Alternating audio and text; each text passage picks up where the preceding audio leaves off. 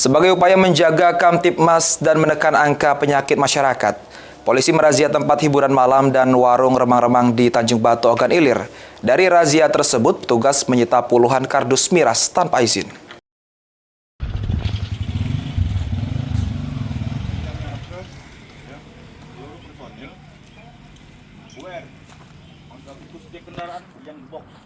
Sebagai upaya menjaga keamanan dan ketertiban masyarakat, Kamtibmas serta menekan angka penyakit masyarakat, Polsek Tanjung Batu menggelar razia di sejumlah tempat hiburan malam dan warung remang-remang di Kecamatan Tanjung Batu, Ogan Ilir.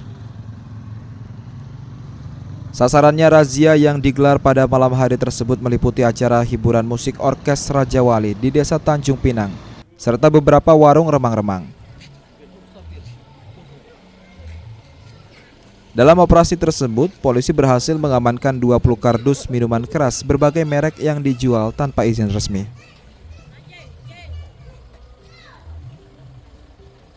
Para pedagang yang kedapatan menjual miras ilegal didata oleh petugas, sedangkan barang bukti langsung diamankan untuk proses penyelidikan lebih lanjut.